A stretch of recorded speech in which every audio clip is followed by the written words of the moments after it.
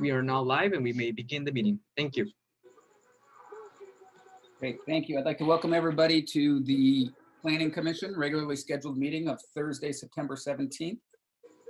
Let's start with roll call, please.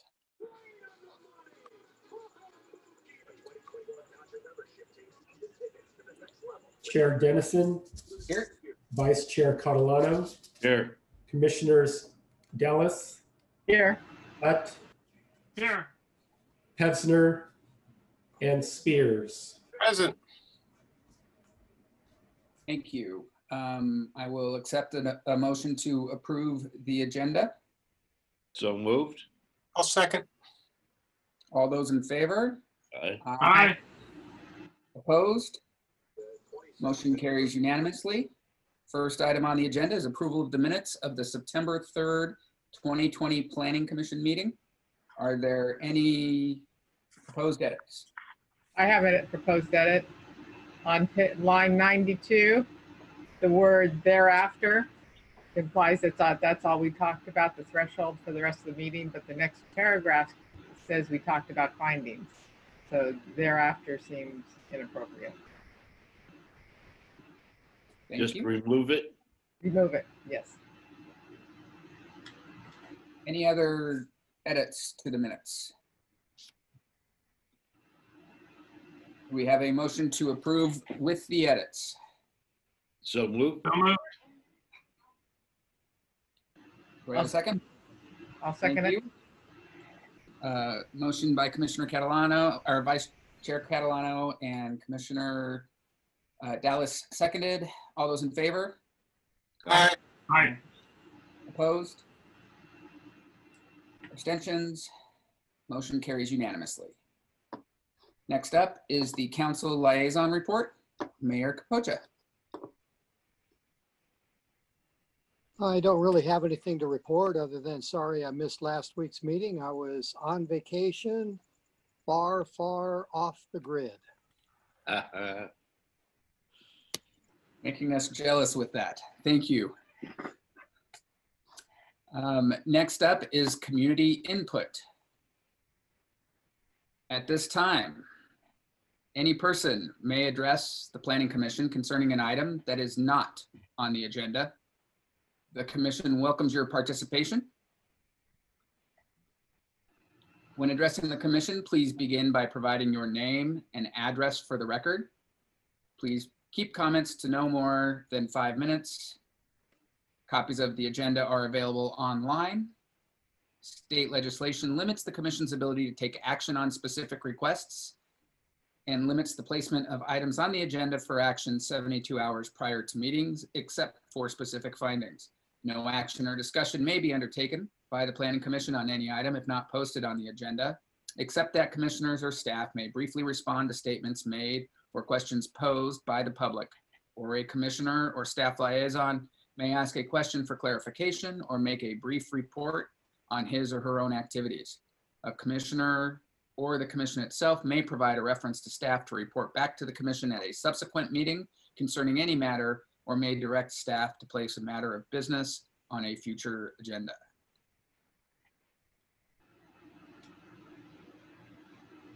Do we have any callers?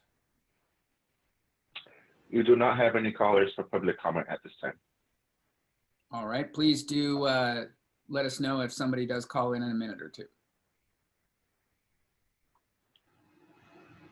Next item is a public hearing, consideration of Planning Commission Resolution 20-14, a resolution recommending to the City Council the adoption of an ordinance amending the findings of section 1760.041, which is the design review permit of chapter 17.60, variances and discretionary permits of Title 17 zoning of the Sierra Madre Municipal Code.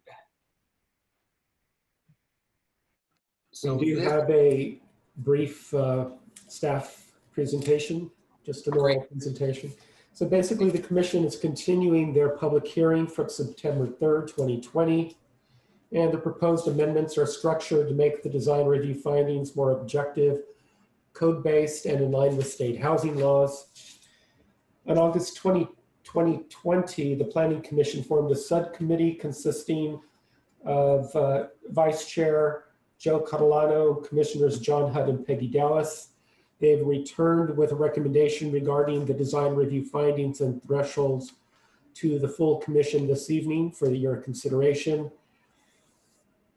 And the memo is attached, included as attachment 3 in your packet, and it references exhibits A through F, specific to the individual sections that are being modified. Those include both chapters and sections of various codes that was mentioned in the introduction of this hearing. Also included is attachment 4, which is a planning commission resolution and a draft city council ordinance that is on par with the subcommittee memo. And also attachments, those are attachments 1, 2, attachment 4 and 5, that's Planning Commission Resolution 20-15 and the draft city council ordinance. Attached to that are the design review findings that were drafted by staff. We saw these couple of meetings ago, and they were included in the packet at the last meeting. We didn't get a chance to review those. And they're available for your purview if you so desire. That concludes staff presentation. Thank you. If I heard that correctly, the staff version of the design review permit is 20-15. And so since the agenda has 20-14 first, which is the report from the subcommittee, Yes. I think it probably makes sense to start with that. So Yes. John, Commissioner Hutt, would you like to walk us through what the subcommittee has proposed? Yeah, I'd be happy to do that. Before we get onto that, a couple of sort of procedural questions for staff. I noticed that in the public hearing notice, we don't reference section 17 or chapter 1748, which is the development standards that the subcommittee also recommended cleaning up, because that goes a long way towards facilitating some of the goals and objectives that we discussed, including getting rid of the minor CUP requirement for minor arbors and things like that. So I just want to make sure we dot all the I's and cross the T's and make sure that works. I'll capture that.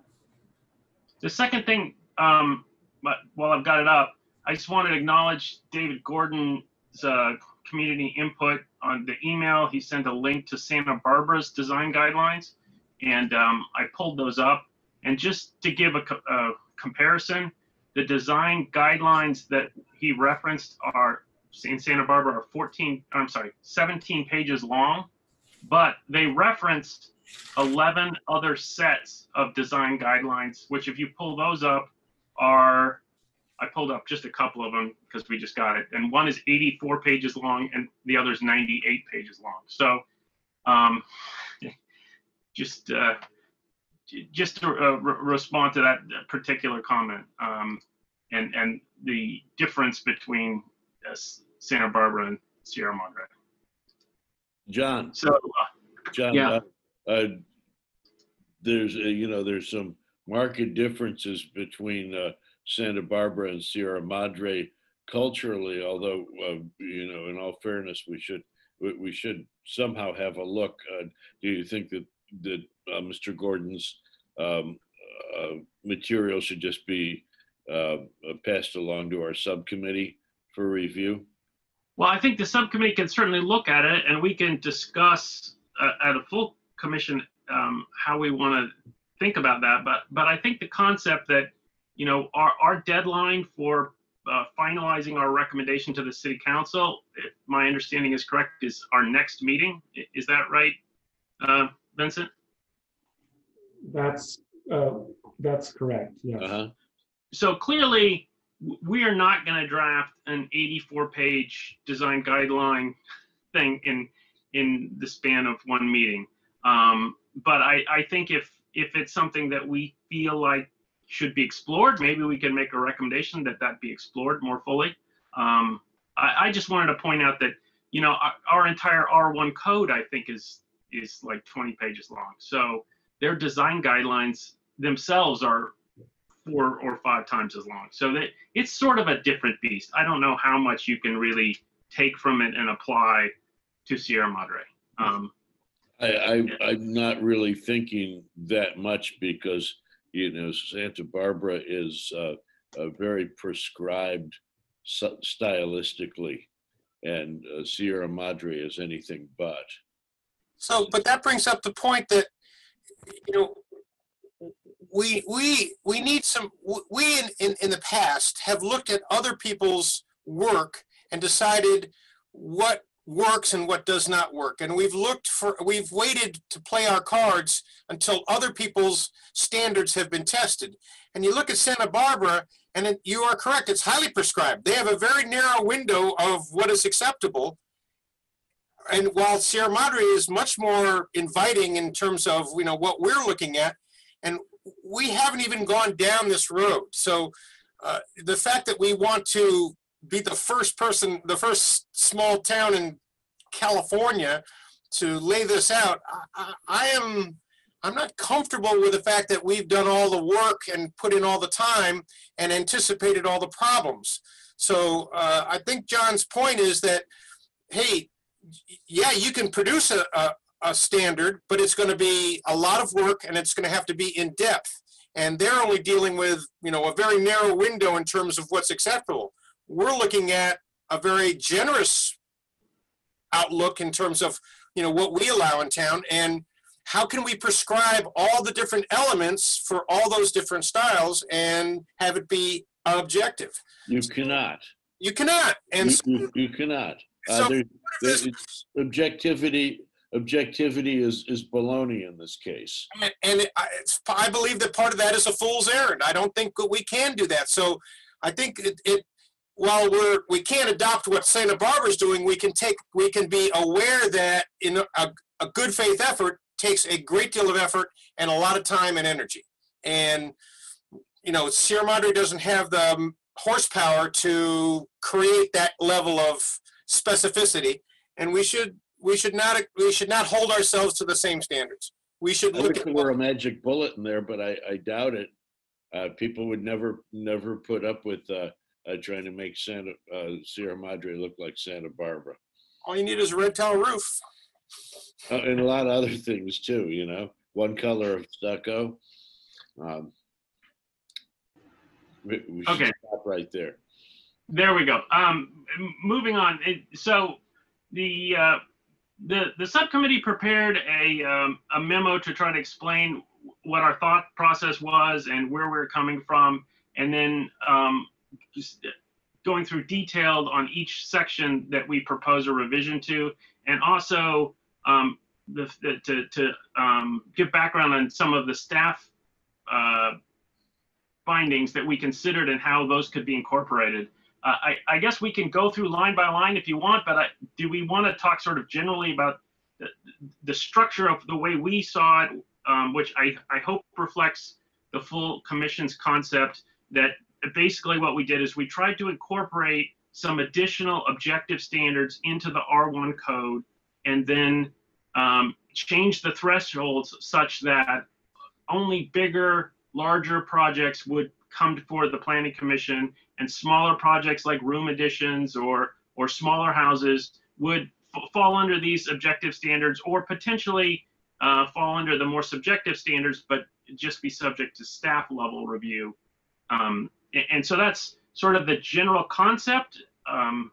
And we can go through line by line if everyone's on board, but if anyone thinks that that's the wrong sort of rubric, we should probably discuss, you know, if we want to switch that up.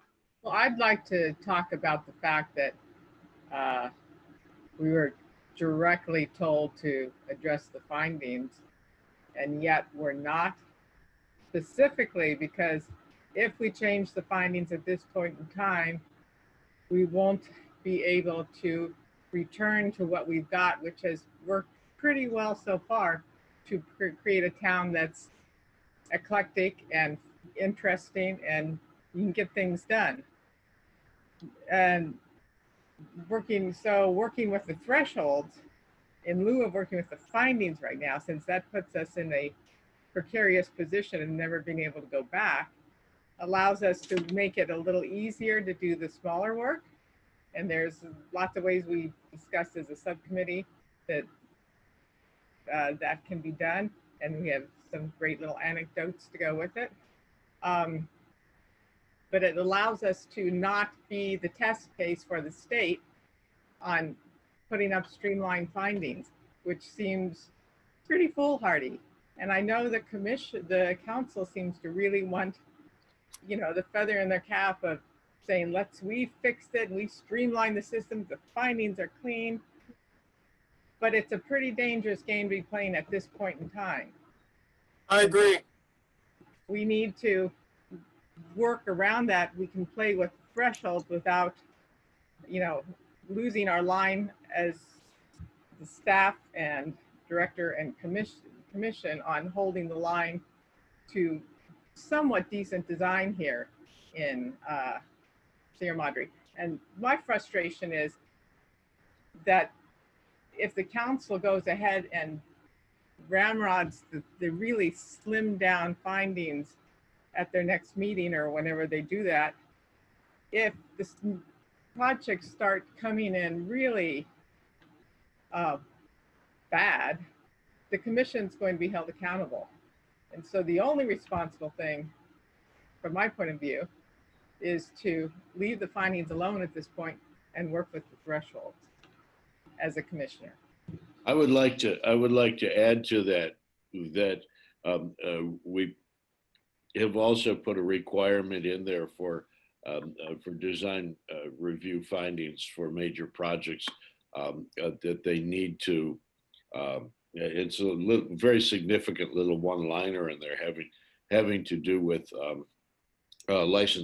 licensed architect being responsible for the submission of the project, and that is because along with streamlining by adjusting thresholds, the other thing we can do that will seriously streamline things up is going to be to have somebody who is really responsible, like a licensed architect, because we've wasted a lot of time, as far as I'm concerned, in public hearings on various projects with things that were irresponsible, were not, where there was really like big grading issues and nothing submitted. There was like no real level of professional responsibility. We wasted a lot of time, looked bad, having to send it back and send it back and send it back, where it just should have been handled by a licensed architect up front, and we would have dispatched it. So this is another thing that's extremely significant that we've done. Yes, but for the licensed architect, that's only a threshold for the really large projects. It doesn't affect the smaller ones, is my understanding. Right. That's right. And for that requirement, would that impact the R3 zone at all? It would only, the way we proposed it, and we can get there when we go through line by line, but we proposed it only for those projects which finding 8 is required, which are the really bigger homes. And so that is applicable in R3, I think very infrequently, but it is, I think it really is only applicable in R3 on when people use it, R3 as a single family home that's bigger than that level, but don't quote me on that. We'd have to check. But yeah, it would apply everywhere, but only where finding 8 is involved, and that's mostly going to be in R1. I'm working, John and Peggy, if you saw my email from today, I am working on a longer range concept that isn't going to figure into tonight, but a longer range concept that perhaps could be implemented at some point, which would take this idea and make it much more comprehensive throughout all types of projects. Yeah, and I think that as we discussed at the last meeting, we focused on R1 because that's the main part of town. But we also should, in due course, look at R2 and the hillside zone. I think the canyon zone and R3 are probably pretty good because we updated those more recently, but it's probably worth looking at those as well. So I think that's a good idea, Joe. But as we've discussed, we're sort of on a tight timeline, and we've got to move ahead with what we got here. I'm not even going to pretend that we could figure into what I'm doing for this round. And Okay. Commissioner Hutt, just one other thing regarding the R2 and R3 zones. I would avoid consideration of those for now because there's been some developments in state law that will likely impact our ability to apply design review for multifamily residential housing. So I think the focus on single family housing is the way to go right now.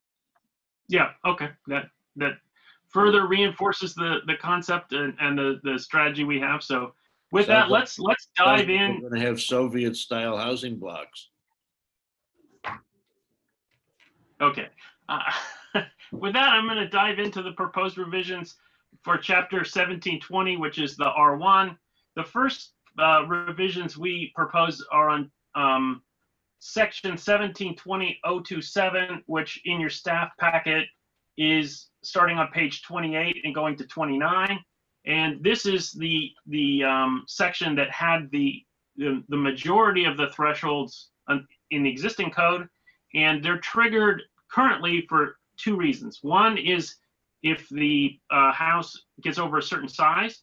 And the second is if there's any addition to the second floor, whether it's new construction, addition, any construction on the second floor sends us to full design review before the Planning Commission.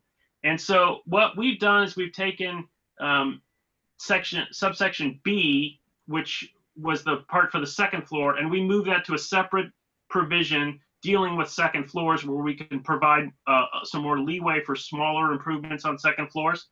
And we've repurposed that to deal with to address the issue of bulk and massing that staff raised in their findings. And that we reference in our memo some of the finding numbers in the prior staff version. They might not line up exactly now. But there were some concepts that staff had put in 4A2 and 4A3, where you would measure the FAR or the floor area compared to your immediately surrounding neighbors to judge whether the bulk and massing of the project was good. And we thought that was perhaps inequitable if you happen to be next to a giant house or a tiny house, but also had a lot of complication on just calculating all that because you got to go to the assessor's rolls, which are imperfect. And we thought it'd be better just to express this as a percentage of what's allowed under code. And we put thresholds at 80 and 90%. So if you go above 80%, you have an administrative design review permit. If you go above 90, it's a full design review permit. And these triggers wouldn't trigger finding 8 on their own. That's reserved for paragraph C, which is 3,500 square feet. And so if you're building a really big house over 3,500 square feet, then that one would trigger finding 8. And if you'll remember, under existing code, that sort of had a step thing based on the size of the lot. And we thought that was perhaps trapping a lot of houses that were, just over 2,500 square feet that really we didn't need to do that level of review. And so we thought that finding D8 was better reserved for just the really large houses. And so we I'd like to add in there for the benefit of the rest of the commissioners in the audience too, that another reason for just going back to the percentages as allowed by code is that we're entering an era, as you know, where there's a lot of post-World War II housing stock which is coming up for renewal or replacement. And many of those were very practical, relatively small houses, and they to figure a lot of them into the calculations would be unduly restrictive and probably really hold somebody back from building out to the what's allowed by percentage. But it's one of these things where the old Ranchburger neighborhood shouldn't hold down a renewal of the housing stock that's going to be really like unduly limiting, be unduly limited by from what the percentages would allow. We have to there's a lot of old ranch burgers around that are small. We have to let people make a break from that and be able to fulfill what the zoning code otherwise allows. Another reason for doing it the way we have. I think a perfect example of what Joe is talking about is, you'll remember the house we approved, was it a year or two ago on Grandview near Lima, that the applicant was, I think, well over 95% of the allowed, but did a masterful job of fitting the design into the lot and working around oak trees. But there were a couple of houses nearby that were just really small bungalows. And if we had done the standard where the floor area is the average of your immediate neighbors, that house might well have been chopped nearly in half, and that doesn't seem equitable to me. There were a lot of very small bungalows that were adjacent, but we'll see. That project is now under construction. It was a very interesting design. We'll see what happens, but. That was a very good example, because there were a whole cluster of little bungalows right in the area, very, very old, and those residents were really howling about his project, but it was a very nice project. Yes, this change alone should make a big difference and make it easier to get the smaller projects done in a fair and equitable way, I think. Yeah, I agree. Hello, John? Yes. Can you guys? Okay, I'm having trouble with my video right now, but this is Bill. So, are you on page 28 of the packet, going to 29, where all the blue and red letters are? I'm yes. Trying to follow where you started. Okay. All right. Okay. Go ahead. Okay. So, and then we added paragraph D, which is just a cross-reference, because you'll remember that throughout the code we put some places where some things required a design review permit or administrative design review permit. So that's sort of just for consistency's sake. And then moving on to section 1720-040 height, we didn't propose any changes here. Before we do, John, I just had one question. Can we clarify for the people watching at home the difference between an administrative design review and a full design review? Yeah. Both design review permits are based on the same findings. So they have to display good design, but an administrative design review permit is approved by staff after notices go out to the neighbors. I think it's 300 feet. And then there's a 2-week waiting period. Then the director can approve that without any public hearing. If there are objections, the director could ask for the project to be revised or theoretically turn it down. That is also appealable to the Planning Commission.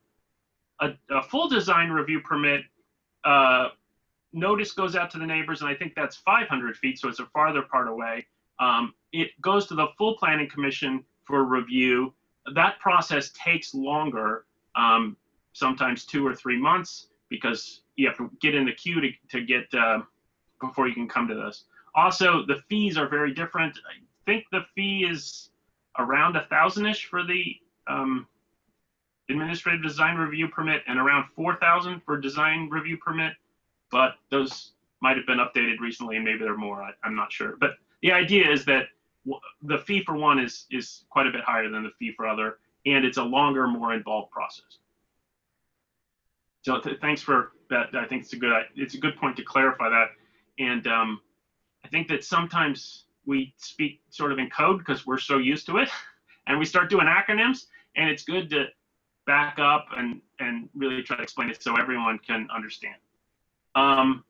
So going on to the section on height, staff had discussed in some findings, which in the old numbering were 5A and 5B, some findings regarding to height on sloped lots, and we considered incorporating those here, but we thought that the way the building envelope was designed and described in this section was more than adequate already, and we didn't need any additional changes or revisions.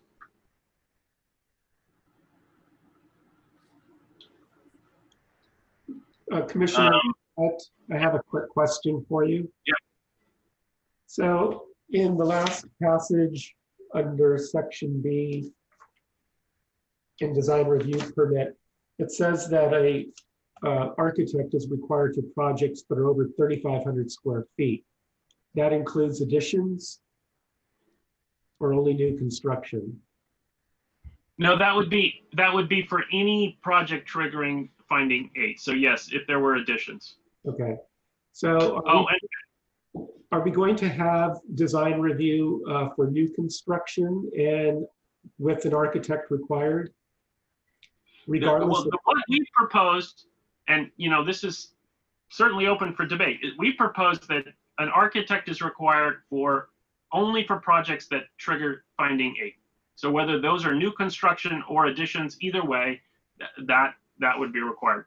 So you could do full new construction of a house that's under 3,500 square feet without an architect. That under our proposal. One thing I forgot to mention that's really important is that the floor area thresholds that we have at both the 80 and 90% that trigger regular administrative and then design review, and then the 3,500 that triggers sort of the turbo design review with finding 8, all of those don't count floor area for detached second units. So if somebody has, a 3,000 square foot house and then a 7,500 square foot, 750 square foot second unit, normally you'd say, oh, that's over the limit, but we don't count the square footage for the second unit. And so that's another way that,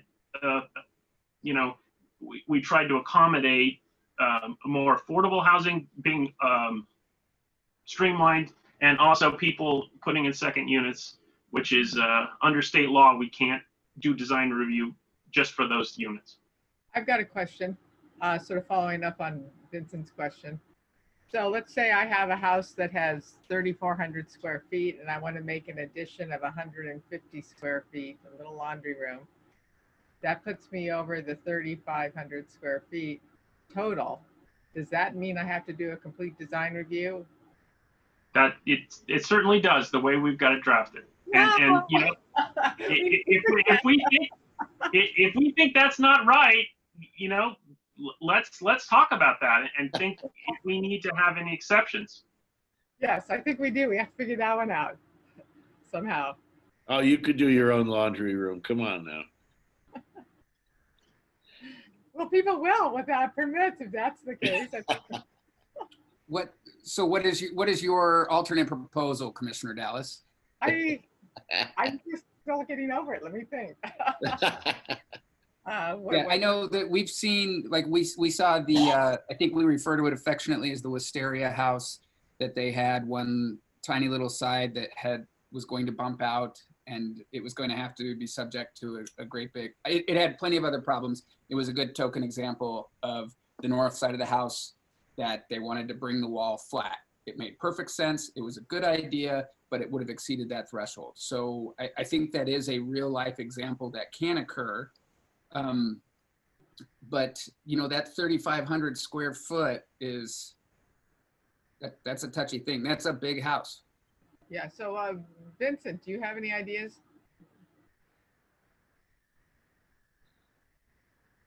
I do not at this point. I think the 3,500 square foot cutoff is pretty fair. Okay. You could look at it this way. We've established a threshold at 3,500 square feet, and that has to do with the size of the building ultimately, right? Mm-hmm. You have, if you happen to be just a little bit under that, like at 3,400 square feet, you're just skating by, right? If you want to push it over that limit, if you want to push it over that limit, you're pushing it over the limit that we've already established as being a threshold. So while it seems really funny, maybe you do need a a better architect to figure out how to hold it down to 3495 square feet, all right, instead of having to just go over and trip the trip the limit. I mean, it's why one of the challenges, it's why Commissioner you Dallas, drive. and this was something that I was thinking about as well. One of the challenges I thought about with this was, what if we said you can exceed that by 5% for your project? Well, then they exceed it by 5%. This time they come back, they exceed it again by 5%, and they can do this habitual 5% and never have to come back before for a design review. Equally as unlikely, right? But still a possibility to game the percentage over or the square footage over system, unless we put another arbitrary, instead of 3,500, are we going to say it's 3,650? So you can go 150 over the limit. You're still going to hit a limit at some point. It's why you set your radar detector at 79 miles per hour. Okay, it's that simple. Yeah, I guess it's okay. I mean, I ran into that on my property. They have a non-conforming unit. I couldn't touch a thing square footage wise. And after 3 visits to the planning department, I got used to the idea. One of the In the envelope. But one of the universal truths is what the projects we look at are within, 2 or 3% of the final cutoff. I mean, people they want to build to the maximum allowable, and they want to come as close as they want. And that's a preponderant truth of most of the projects we see. So yeah, at some point in time, we got to say, no, that's too big. And, we did it. Yeah. Well, I think that one other thing about this is this brings up the whole issue of objective standards, that, doing objective standards aren't going to fit perfectly for every project. And so when you have an objective standard for a threshold, the worst that happens is your project has a little bit more rigmarole before approval. If you have a pure objective standard for approval, then you just don't get to do it. So, I have sympathy for the person who's doing that really small addition on their already very big house. But they at least have the ability to do it in some way, as opposed to if we just had purely objective standards, that the answer would just be no. I agree, because I think that there have been times where we said, oh yeah, we can live with that. But yeah. We have to remember something, everybody, about this term objective. It's really a shill. Okay, there are plenty of people around who the way they interpret this is that if it seems to make if it seems logical to them, right? There's some people like engineering types, for instance, who think that their logic is just objective, right? But that's all really subject to a lot of personal opinion. But people think it's objective because it makes logical sense to they themselves, and that's not what this is supposed to be about, right? Everybody can be misled about, well, it's objective because it's logical to me. And that's what's going on in the back of their heads. Objective is just objective. And if it's 3,500, it's 3,500, right? And make your laundry room a little smaller if you don't like it. Okay. Yeah. Commissioner Dallas, do you want to take this away and think about this some more, or are you comfortable with? Okay. Okay. I want to make sure that we all get our say on this. Thank you. Okay. Next change was in primary structures. Is that right, John? Yeah, this is the 1720-050. This is dealing with the setbacks. And here we considered staff's findings number 4A4, which talked about looking at setbacks for other adjacent properties. And again, we thought that wasn't a good idea, and we liked the setback rules the way they were. We did, however, incorporate a little bit of leniency on the prevailing setback, and that's where if your setback, the average setback on your street is more than 30 feet, then you average that block. And we've seen some things where people are on a very small block that has some sort of wonky results. And so we put in a sort of escape clause there that somebody could reduce that prevailing setback, but in no event less than 25 feet, the standard R1 setback, with a design review permit. And the subcommittee discussed and was really on the bubble about whether we thought design review permit or administrative design review permit was the right review vehicle there.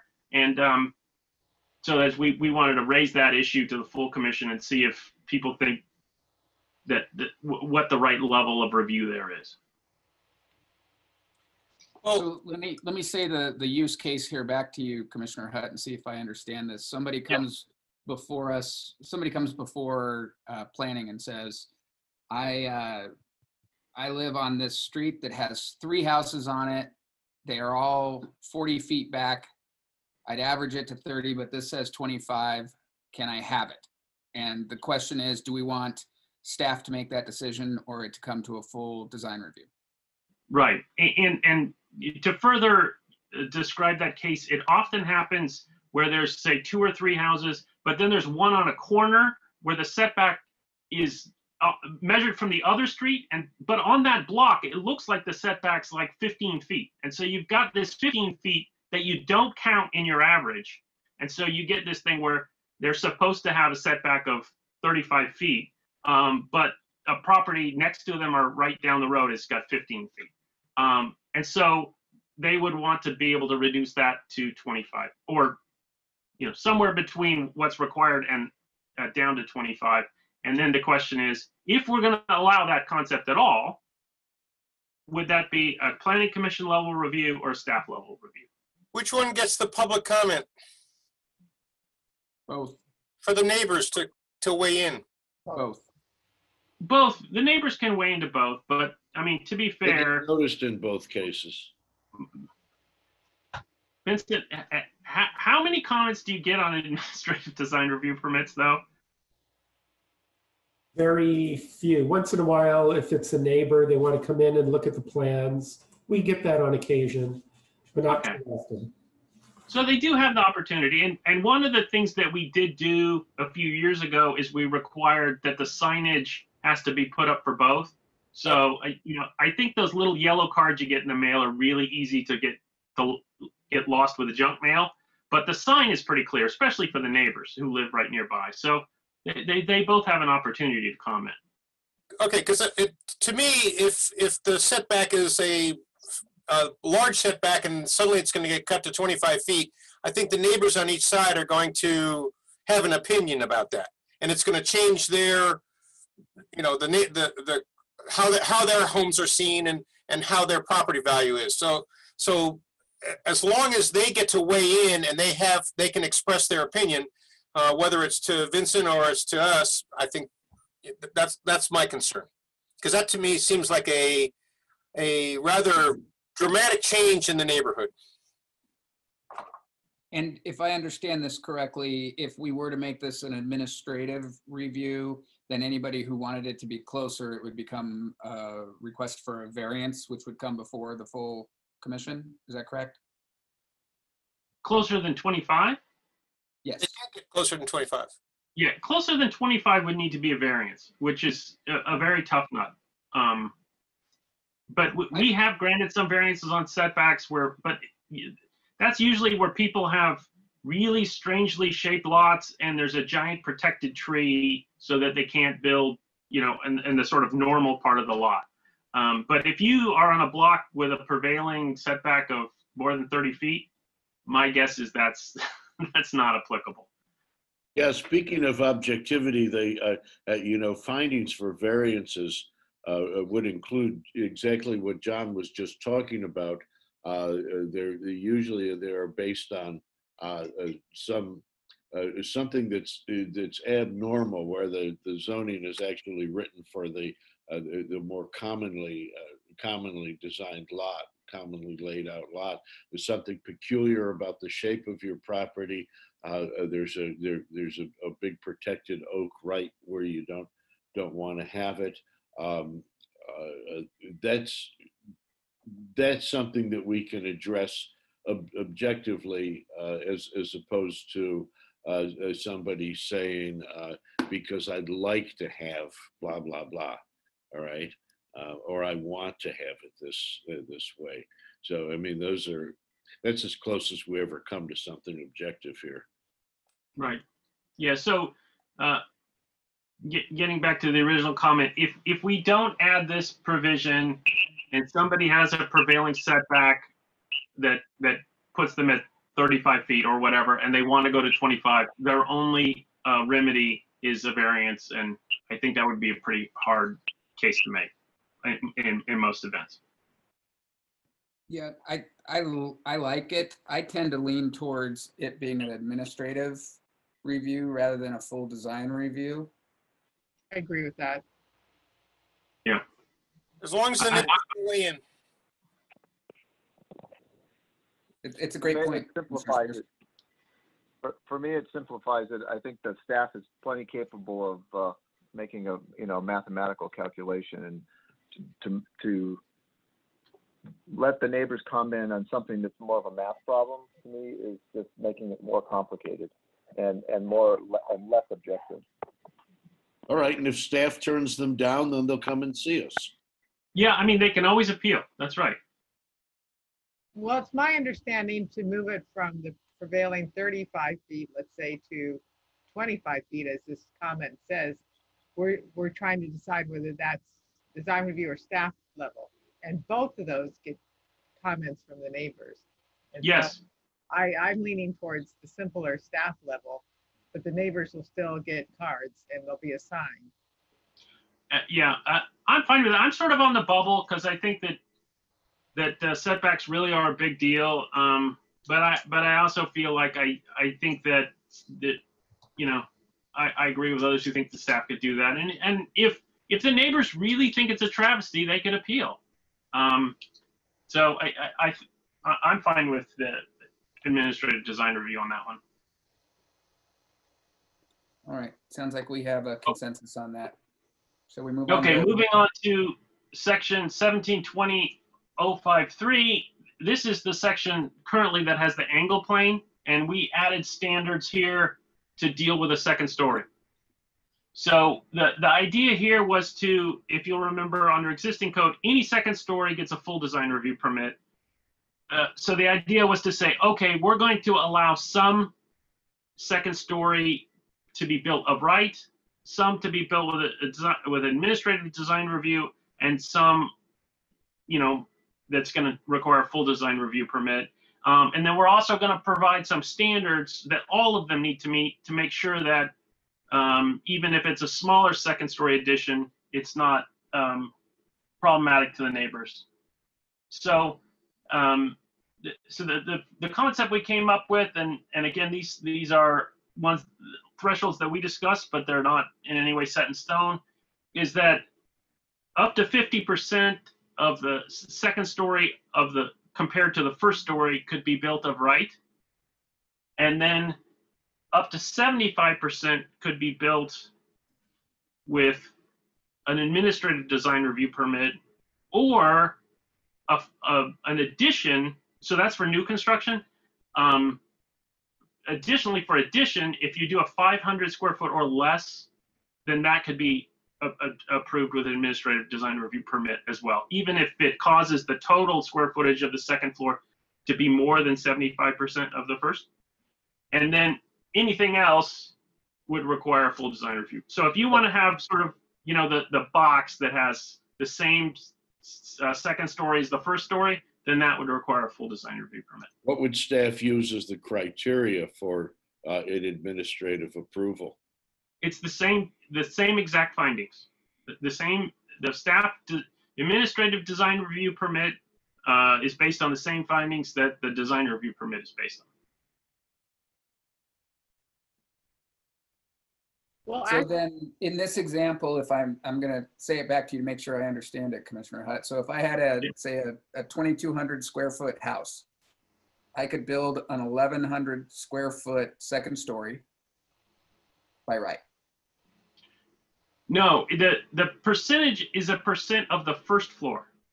So if you have a 2,200 square foot house and your first floor was 1,100 square feet and your second floor was 1,100 square feet, that would require a full design review permit. Sorry, so my first floor is 2,200 square feet. Yeah. I can build an 1,100 square foot second story on top of it by right. No, That's right. Well, isn't that over? Nope, I picked numbers just under it. But here's the thing, that all of the standards apply, right? So the fact that you could do that because of the second story doesn't mean you get out of the other one. So if you triggered those other permits because of your over square footage, then you would review for that purpose as well. Yeah, so if you had, to use a slightly different numbers, if you had 2,000 square foot primary first floor and 15 and then wait, let me get a bigger one, 3,000 square foot and 1,500, you would have full design review because you got too much square footage. So you keep that in mind in the back of your head. So if you had, in your example, 1,100, you could build 5,500 or 550 square foot second story upright.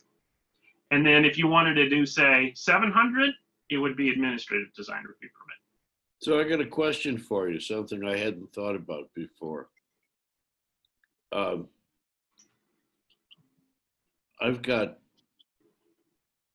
side yard setbacks that are about 30 to 35 feet on both sides. Because it's about a 2,500 square foot house and it's a 19,000 square foot piece of property. And it's one story right now. So I potentially could go straight up or do 100% for a second story. I'm not going to, but I would be like way inside the angle planes anyway. Okay, I would have to. My house has such big side yard setbacks that I might have to go to 8 or 9 stories to hit the angle plane.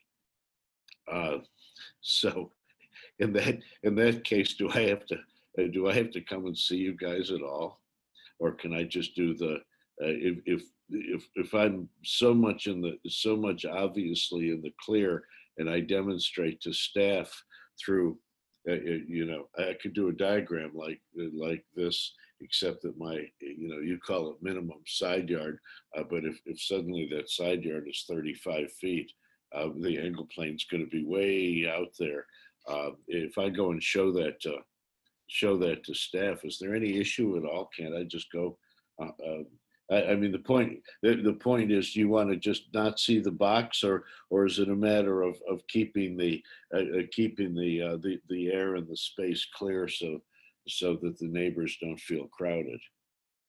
Well, first, let me respond to how it would work under the current rules. We have an angle plane. It wouldn't impact the angle plane, so that's not an issue, right? And as proposed, it wouldn't impact angle plane. So the angle plane is sort of out of the picture. Under current rules, any second floor you put on, you'd need a full design review permit. Under what we're proposing, if you did less than 50%, it would. But if you wanted to do a full plate of the full size of your first story as your second story, even if you were well back, then you'd need a full design review permit. And so that's what is proposed. I'll tell you that that's my policy preference as well, because I think it's not just an issue of the angle plane, because we have paragraph B that deals with that. What it really is a question of the bulk and mass and how it appears to the neighbors. And so I think that the concept that any second story requires a design review permit is overkill. But I do think there's some point that we want to start reviewing that. And I think, as we've seen when we talk about, and I know this is in the Stonehouse or One Carter design guidelines and not generally, but the whole concept of having some single story massing really softens the appearance and the feeling of bulk of a structure.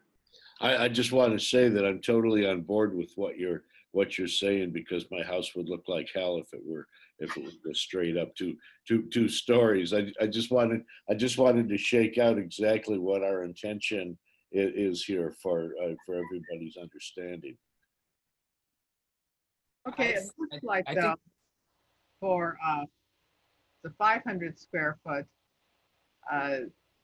second floor, if your first floor is 500 square feet, you could build a box. Theoretically, yeah. Okay, but that wouldn't be very big. Yeah, that's an interesting house you've got there, but yeah.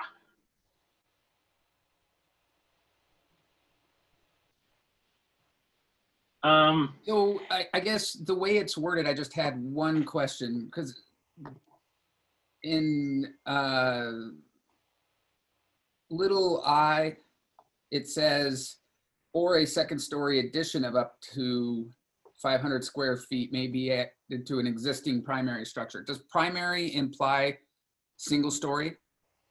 No, primary just means the house. So that wouldn't apply to a second unit or your garage or your clubhouse, or that's the difference between primary and accessory. So the way it's drafted, I kind of read it to say that if I have square footage up there already and I add 500 or less, that I can do that by right. No, you can do that with an administrative design review permit. Oh, okay. So that is, Yes.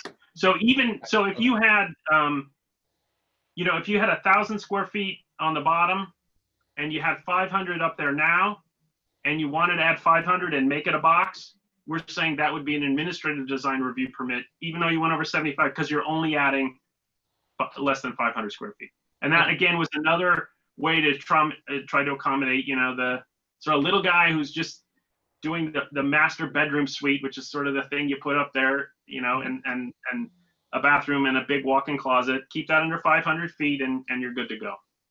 yep. I think that's an elegant solution. And then on item number 2, we limited the plate height, and this was incorporating concepts that staff had proposed in their finding 2A1. And I think this is an issue that we've seen in a lot of houses where people start putting 9 or 10 foot first story plate heights, and then they try to put a 9 or 10 story second story plate height, and you just start to get this sort of bigger mass.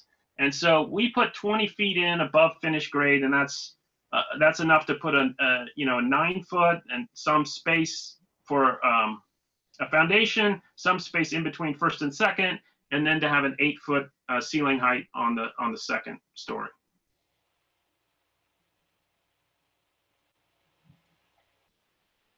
And so this, if somebody really is, I want 10-foot ceilings on both the first and second story, then that triggers coming before the commission for a design review. Well, the way we have it is it triggers an administrative design review permit. But if y'all think that should go to full design review, we can do that. But if you're not building so much that that's the only thing that triggers you, we didn't think that was really worthy of that alone sending you to the full commission. Is there, so to the point that you just made, is there a point at which a certain number of administrative reviews? That's a good question. We don't have that. Very good. What we do have is a thing that says, if you have an administrative design review permit and a design review permit that are triggered because of different concepts, then everything is turned into one design review permit and the planning commission considers everything. But we don't have currently a concept that, if your project requires 18 staff level reviews, that's a death by 1,000 cuts and you got to bump up. And, that's certainly something we could consider. Because I feel like we're thinking about all of these in the vacuum of this is going to be your one hall pass, right? That's kind of the way they've been written, and that makes sense. So I guess that's something we might want to consider. I'm sorry, Commissioner Spears, I cut you off. No, I agree, because I think that that all those little elements add up to something significant. And that, you know, I don't have a magic number in my head, but I think it's 3 or less that, you know, that suddenly, well, maybe this requires more review than just for administration. And I think it takes the burden off the administrative review, because things can get lost in all those different points of view and all the different changes that are being made. And, you know, it adds up to a bigger issue.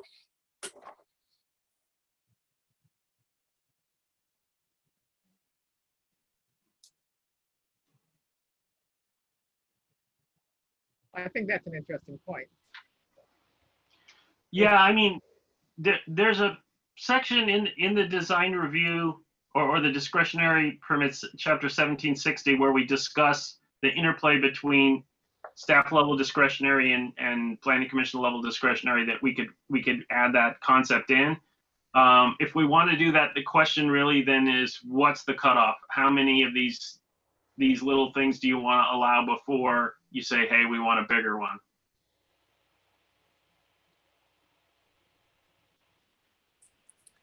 Maybe Vincent has an idea about that. I mean, seriously, since he's the one that's going to be dealing with all this, when does it get? I like the concept of, you know, using maybe 3. If there's 3 administrators, up to 3 administrative design review permits, if it triggers either 4 or at 3, then it gets kicked up to the commission. I prefer 3. I think if you have 3, because I think 1 or 2 and it's not, but there's just not that many ways to get one of these. And so if you're triggering more than 2 of them, I think you're really doing a good job looking at the code.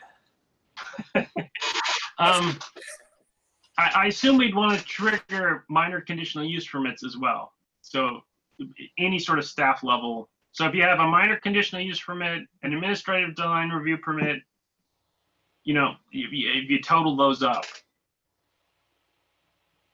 And in Hillside, keep in mind, we have administrative Hillside permit, and that's an automatic thing in Hillside. So how do you work? And I don't know what for number that? is. I guess when you start talking about including CUPs that are conditional use permits, then maybe the number does go to 3. yeah. I mean, one of the things about it is we can tweak that, but I think 3 sounds like a good number, and so 4 plus turns administrative level turns into a full.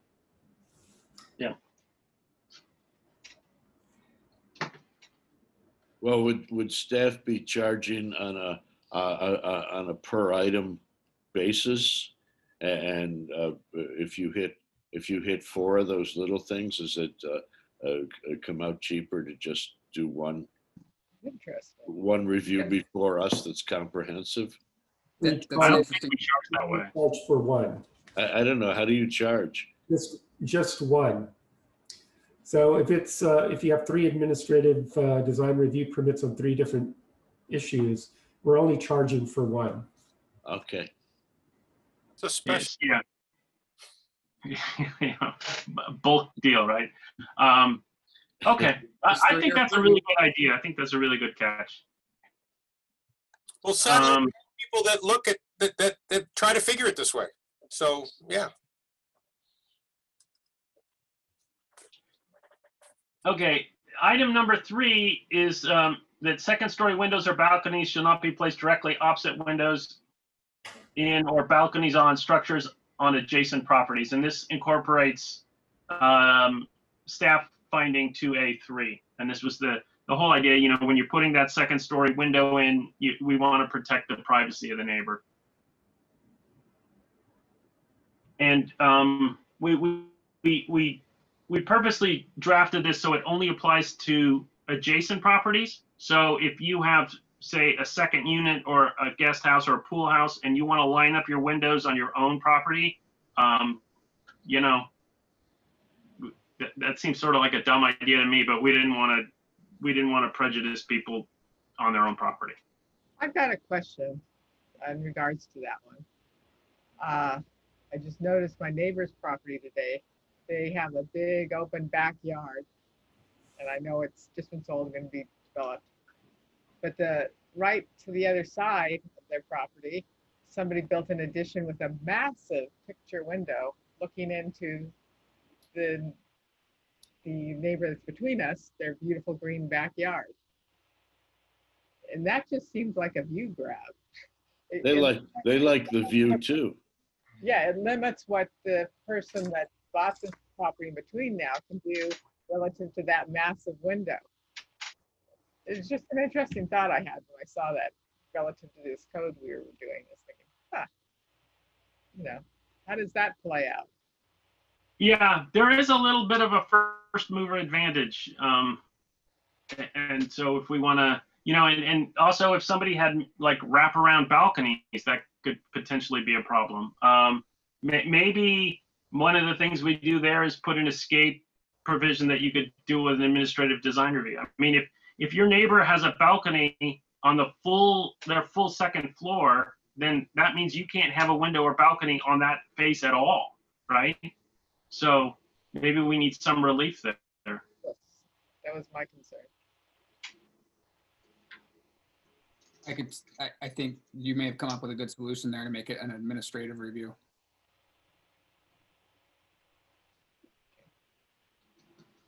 Or for that kind of exception. Yeah.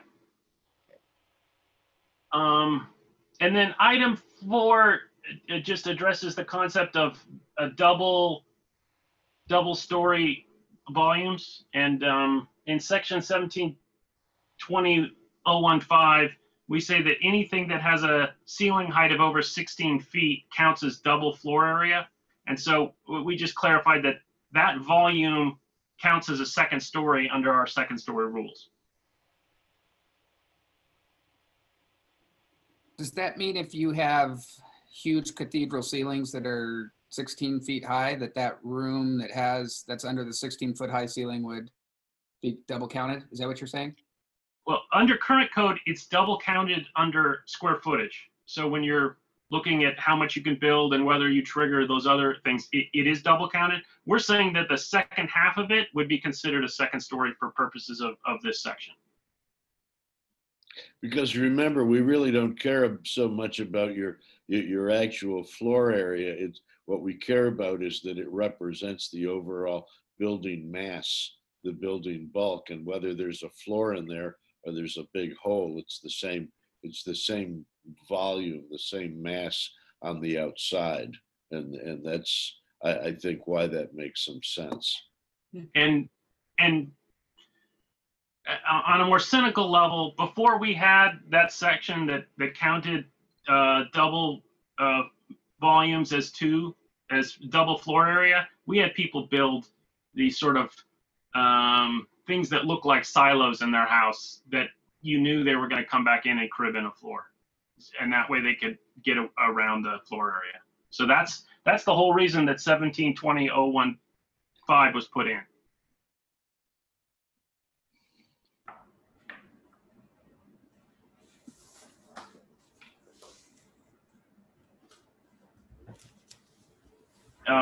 Any questions on that section?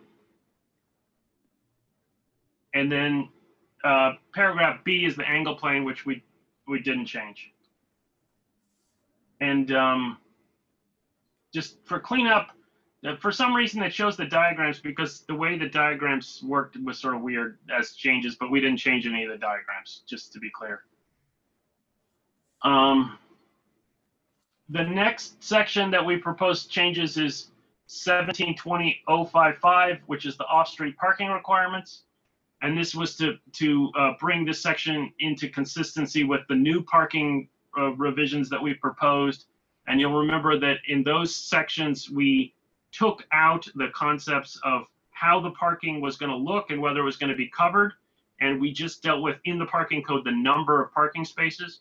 And so we've put back in here in paragraph B, the concept that the parking spaces need to be covered in a garage or carport with minimum interior dimensions per stall of 10 by 20 and a minimum floor to ceiling height of 7 feet. And that's basically just taking those exact same standards that used to be in the parking code and bringing them into the R1.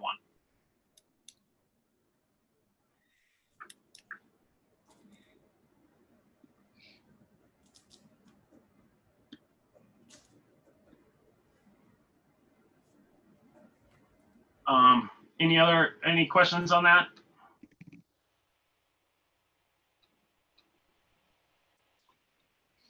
Okay, and then the next change is on section 1720.121 on staff packet page 58. And this is dealing with landscaping. And this in paragraph A, we incorporated staff's proposed finding 5C in the old numbering of 5C about the protected trees and a cross reference to chapter 20.20 or 12.20, excuse me.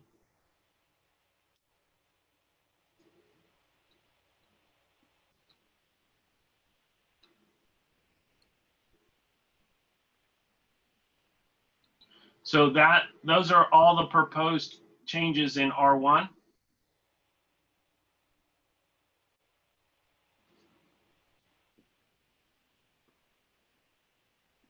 And it seems like we've discussed 2 revisions we want to make for sure. One thing we're still noodling about if we want to give some leniency for a small addition on the 3,500 square feet.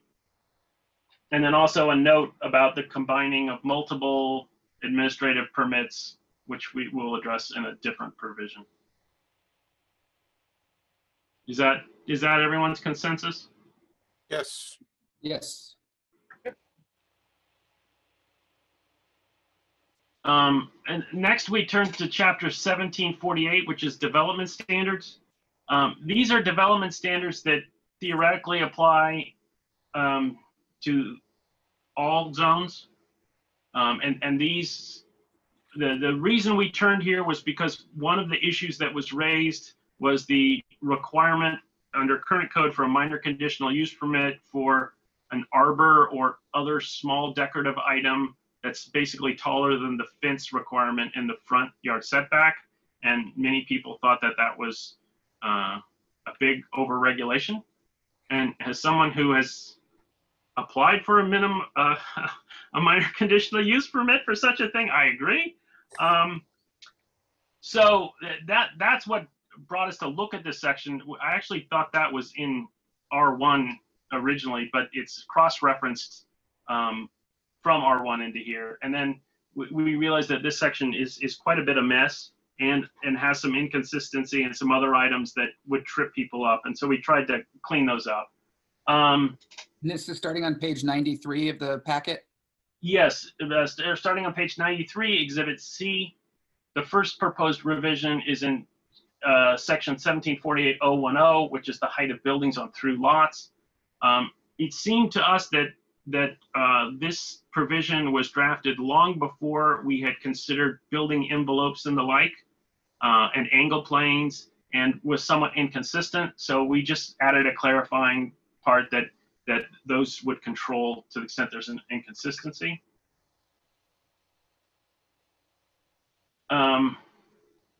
Moving into section 1748.020, one of the things we found in this chapter is that sometimes there were references to this chapter, which they really meant references to the title, and the title means the zoning code. And so it didn't make sense to have something that said, as applies in just this chapter where there's only a few things. So they really meant it to apply to the whole zoning code. So we cleaned that up. But the other thing is that there's, in paragraph B, a height limit on chimneys that they're 6 feet above where they penetrate the roof.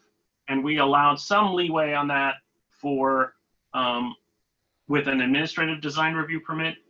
Now keep in mind, this is all about the aesthetics of the chimney, not its safety. And so this doesn't trump fire code or building code or anything. The reason why we even have this issue is that on taller chimneys, because of the seismic rules, they have to have these stabilizing bars often.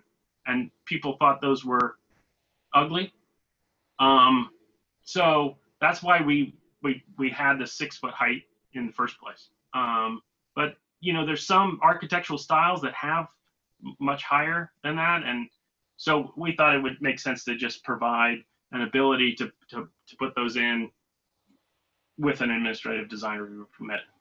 Well, also, if one were rebuilding an historic chimney, doing restoration or repair work there, in order to comply with the standards, Secretary of the Interior standards, it may need to want to be more than 6 feet. Right. In which case do I have to go and apply to you guys to just to comply with the standards? Well, I think the answer there is under a historic. If you had a historic property, you'd get a certificate of appropriateness, right, which would come before us. And so I think generally you'd use the state historic building code and would allow you to go above that 6 feet. But to the extent there's an ambiguity, you know, this gives you an ability to from a zoning perspective, to go higher.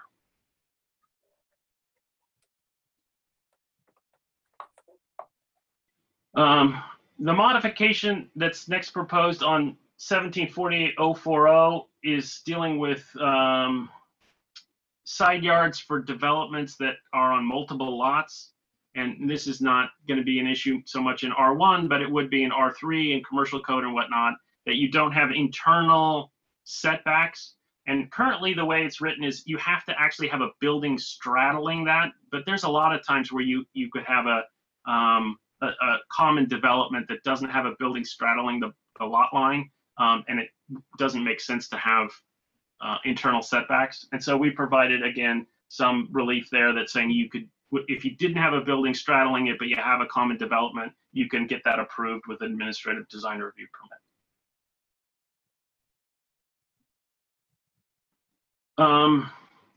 On the bottom of page 94, section 1748-095, determination of setbacks.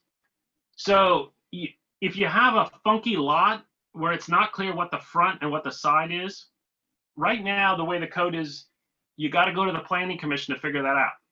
So let's say you wanted to put a little addition on your house, but it wasn't clear what the setback is, then you'd have to go to the full planning commission, and it's not even clear what the standard would be, just to determine what it is. What's the front yard and what's the side yard? And so we revised this to say that if there's an application, whatever the reviewing authority of that application is can determine what the side yard or which yard is which. And that way, if somebody's doing a small addition that either is of right or would be a staff level review, staff could determine which is the appropriate yard and apply the setbacks.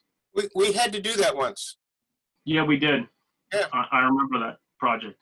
And I remember the time thinking, this is really stupid, that because it was it a garage? I mean, it was like, it was this house, because it's it was like on some flag lot at the end, very end of the drive. Which way was the front? Because that determined how he could build out to the lot line. Yeah. Right. Yeah. But I mean, yeah, at the time it seemed crazy, and so again, it's just one of those little things that's going to trip people up needlessly, and we tried to clean that up. And then in the middle of page 95, 1748 110 is a setback rule for dwellings and apartments over stores. We don't need this anymore because we dealt with that comprehensively in the new commercial code. So we took that out entirely. Yeah.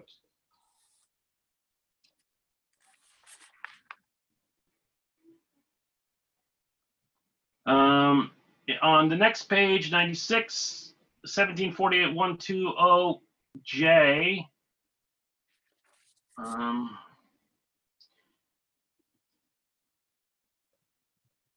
Let's see what we got here. So yeah, this one again is potentially inconsistent with angle plane and whatnot. And so we wanted to just say, to the extent there's a inconsistency, those other more specific code sections will apply.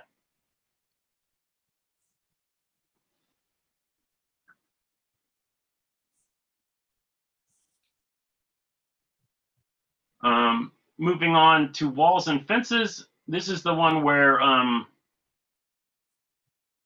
again we had the issue that came up. Also, this thing had some inconsistencies and problems in it. For one, it said that this section only applied to R1, R2, and R3, but then there's parts that say it applies to all zones. So we cleared that up. Also, there's an issue. Well, I guess we get to it. So in A, we added the front yards, the decorative features that you could build over the height of a fence in the front yard setback. And we allowed this, and the subcommittee debated the standard here. And so, chime in if you think we didn't hit the right balance, because we at first thought about a percentage, and then we thought a fixed number would be better. And so we said, if it's less than 10 feet, it's permitted of right. And if it's more than 10 feet, you can get it approved with an administrative design review permit. And, most walkways are going to be 4-ish, 5-ish feet. So if you had an arbor over that or a gate or something like that, that would fit in with that. Because actually most of those issues have been triggered by people wanting arbors. Isn't that correct? We thought 10 feet was more than enough to cover the typical arbor. John, does this address the issue I had when I had about this? You say by right, so the guy that puts the arbor up and doesn't know that he was supposed to get a permit is not going to get penalties and fees and things like that. He can just do it, right? Well, of right, he still needs to pull building permit if a building permit is required. A building permit isn't required for most fences. A wall that requires a foundation, I think, does require a permit. You're starting to get on the edge of my knowledge on building codes, so I'll stop here. But it doesn't require any heightened level of discretionary review. So currently, you have to get a minor conditional use permit, which is, again, about $1,000, a 2-week process. You've got noticing costs. Right. So it's a multi-$1,000 endeavor to get that permit for an arbor that probably costs less than the permitting costs. Right. So can I ask Vince then, does this rectify, I mean, someone comes in and or didn't know that they were supposed to put a decorative arbor. They went to Home Depot, bought a couple plants with a wooden arbor, and then they realized they should have got a permit. Does this bring down the cost of them going in and saying, oh, here, I'm sorry, I didn't pull the permit. Can I do it now? And not cost them $2,000 or $3,000. And what would the cost of that permit be? The cost of the permit is based on valuation of the structure. So if you went in and bought a $200 arbor at Home Depot with some potted plants, decorative planters that you just that holds the arbor in place, and it was $200, it would be what would be the fee then? About $54, I believe. Oh, okay. So low percentage. Okay. All right. Right. That's the minimum fee.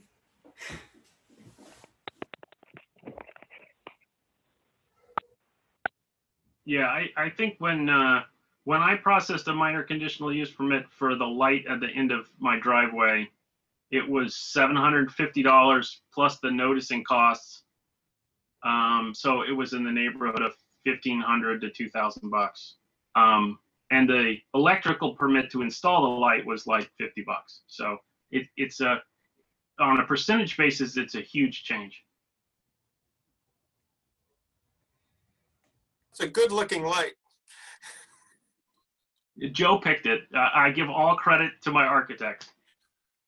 So I've got a question. We don't have a height limit. And I got to think about flagpoles, but this isn't the flagpole section, but I don't know where that is. And so isn't there a limit of 10 feet? Or no, 10 Yeah. feet is width, sorry. Do we need a height limit or No, not? there is a height, No, yeah, but not, we have 10 feet in height and width. It's Oh, sort of we a do? 10-foot box. We need all the little- So, I mean, that's enough for an arbor, don't you think? I think so. Yeah. You can drive a car under it. Yeah.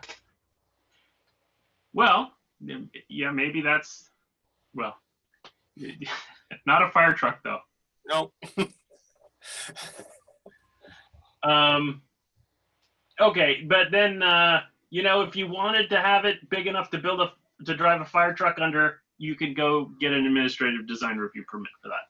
Yes. So that's A. And just point of clarification, if you're building a structure that's 120 square feet or less, you don't need a building permit for that.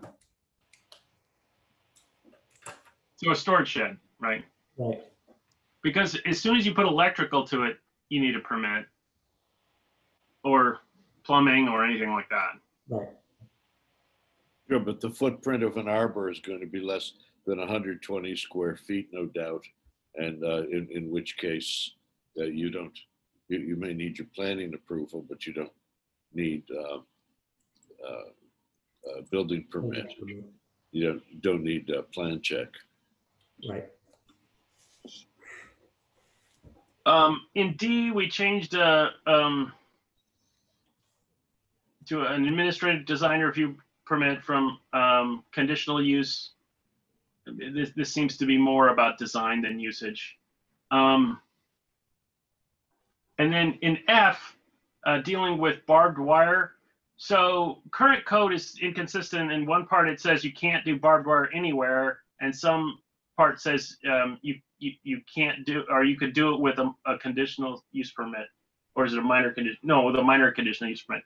So what we did is we said you can't use barbed wire, razor wire, similar material in residential zones, and then in commercial and other non-residential zones, you can do it with a minor conditional use permit. And here we used conditional use permit rather than the design issue, because we thought it was more of a use, like a safety issue, not as much as a design issue.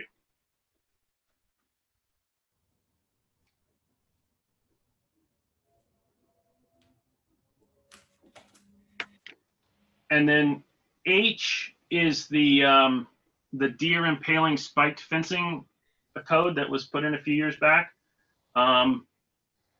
And we just clarified here that it's not just fencing, it's walls or any decorative feature, that you can't have anything that impales deer.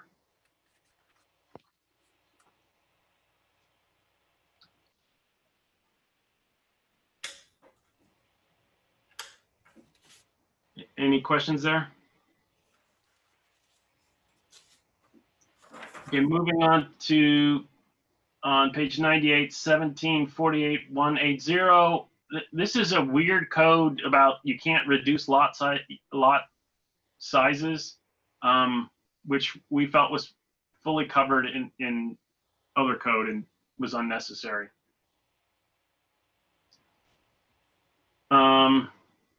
Then moving on to the bottom of that page and moving over to the top of page 99 in section 1748-200, there's a provision here that says, dealing with substandard lots, that you can build a dwelling unit on every lot.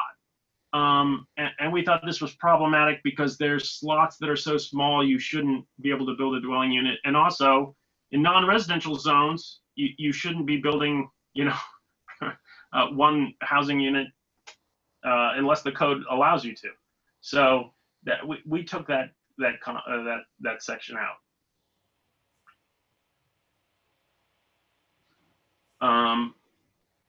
And then 1748-210, following on, this has to deal with subdividing lots, and we have a whole title, Title 16 on subdivision, and this didn't seem necessary at all, and in fact is probably somewhat in error of how current subdivision works in the state.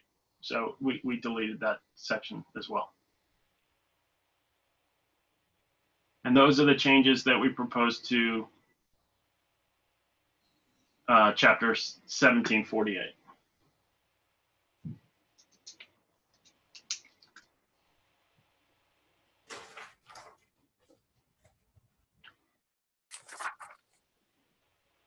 Any other thoughts or questions on those? I'm good. All right.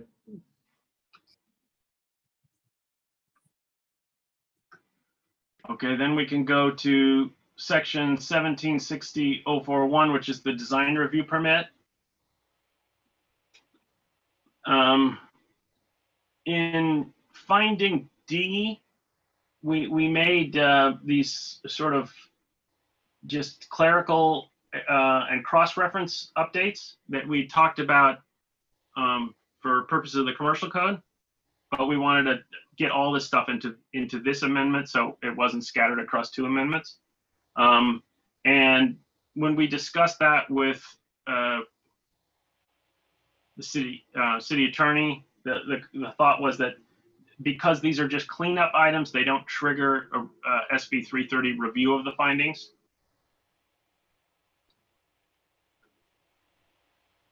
And then on the next page, page 108, on paragraph E, we added a section talking about how you think about compatibility and existing structures and additions. And I very much want to get the city attorney's thoughts on this, because we struggled with the language and we had a few different versions here, which some of them we felt was straying close to being more of a finding. But what we're trying to convey here is that when you're doing an addition, you have to think about what's existing. And so, you don't make something that's totally different. And also you think of, in these findings where we say, it reflects the setting. Part of the setting is the existing structure, and so the addition has to be compatible and reflect the existing setting. And so that was the intent here. Again, I want to make sure that we don't inadvertently stray into a finding that gets us in trouble. Yeah, it seems like it's not directory, it's more like we're providing guidance on what compatibility is, but it's not so rigid that if they didn't meet this stuff, if they didn't meet this underlined understanding of compatibility, that it would automatically be denied. Okay. I think that really, to me, this is a question of mindset on how you evaluate additions. Yeah. And I think at one point we were looking at an addition onto a house as if it were a totally new project, and saying, if this existing house had this addition and it was a totally new construction, would we approve it? And I think that we've gone away from that concept, and we've really started to think to evaluate, for the findings perspective, the addition itself and how it fits into its setting, including the existing structures. And so this was sort of trying to capture that concept and that mindset on how you review additions, because I think that was an area that we weren't as clear as we should have been on what our sort of design and review rubric was.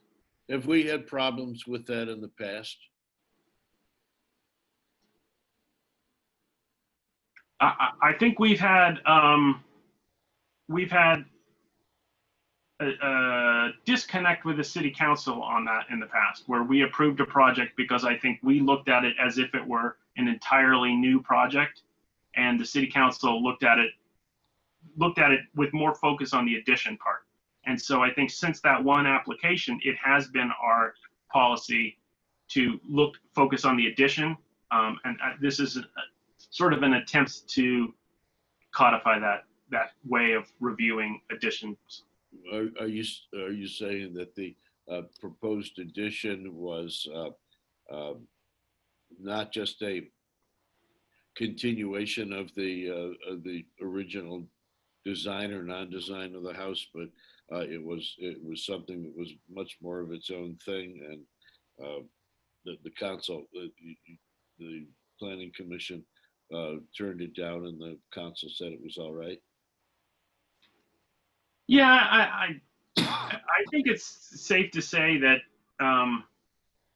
the way the council looked at it, and the more I think about it, the more I agree that we want to preserve existing fabric. And so if we look at an addition as a way to sort of judge somebody's existing house, we're running the wrong way, and we're going to encourage people to demolish and build new. And what we want to do is people to preserve existing, update, and improve. And that was really the goal. So I mean, if y'all don't think it captures that concept, then we can reword it. But so I guess my one question here is, we have established a subcommittee that has spent tons of time ensuring that we don't modify at all these standards. Is the juice worth the squeeze of adding this? well, that's a legitimate question, and that's a concern, because I think on prior drafts that we had, that before interim drafts, I would have expected Alex to give us a different answer, and so we worked really hard to make it so it wasn't Finding-esque. But yeah, I mean, I guess I was really hoping to get input from legal counsel on how big of a risk we run by including that, because if we do think there's risk, then I don't want to put it in. But if we don't think there's risk, then that's the purpose of it. So Yeah, I do think, now that I'm reading this now that I've read the entire paragraph and I've read this term in context, there definitely is risk. There's no avoiding the risk. There's even risk in these these minor updates we have in the findings where we're just changing words and citations. I think those are negligible risks. I think this is a more substantive risk. If we can avoid it, I would. Because this goes to the substance. This isn't simply a section update. yeah, There's a red flag there, because you see that it's talking about compatibility, and that is really like just triggering an opinion. It's triggering just non-objectivity in a way. What is compatible? So I think that if the city attorney feels that we're waving a red flag, then we should just, like, we can leave it out. I was also concerned that let's say that I had a ranch burger, okay, a 1950 stucco box, and I wanted to expand it, and I was going to put an addition on it, like a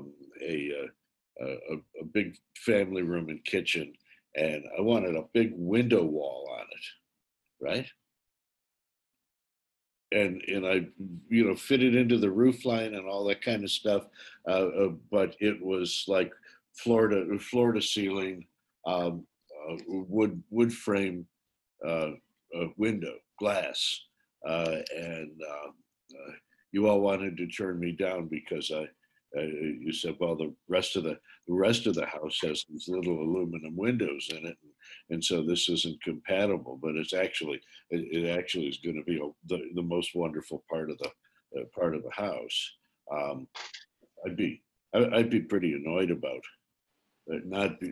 you're not wanting me to do something like that, which would really be like a really nice upgrade on the rest of the house. So to your point, Commissioner Hutt, I think that this is an important concept for us to use as a guiding principle. I really worry about undoing all of this this hard work that's been done so far. Yeah, I hear you. I think we take it out then. I think if there's risk, let's not chance that. Look, it's just one of these, it's just, you know, if we think about it, it's just one of these things where if we're not going to prescribe like Santa Barbara, then we always have some, in our august opinions, there's always going to be some risk in terms of what people are going to want to propose to do with their own property. And I don't see this kind of thing as being any dicier than anything else that people might bring to us. So let's just can it, okay? Okay, that sounds like we have consensus on that one.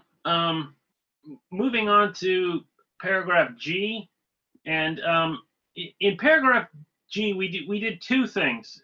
One is, you know, we have this part where we discuss the kind of additional application materials we might like, and we tried to clarify that we're talking about a full design review permit for when we want those. And for someone who's doing an administrative design review permit with the little addition, you know, so to speak, we don't need them to go and build story poles and do computer projection renders and all this kind of build models. And so we again tried to streamline the process for the smaller projects. And in keeping in that spirit, but on the other end, we said for projects that trigger finding D8, we want those to be prepared and stamped by a licensed architect. And we also want that architect to prepare the narrative description, which discusses how the application meets all the findings.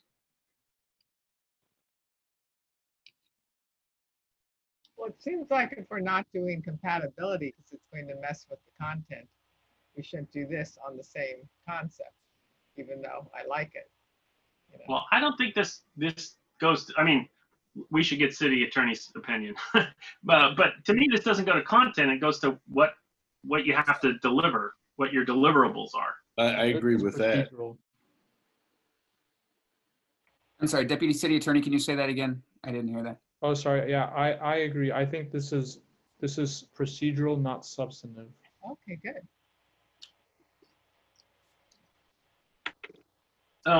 One thing we did on subcommittee level talk about is going through each one of these different material or additional items we might have and trying to parse those out. And, you know, we're happy to entertain that discussion if the full commission wants to do it. Frankly, we sort of ran out of time, and this is what we got. But I don't know if it really makes sense to sort of, other than sort of saying the layers of type of review, levels of review, how you want those to try to determine when story polls make sense and when rendering makes sense. That's sort of a tough thing to do in a vacuum.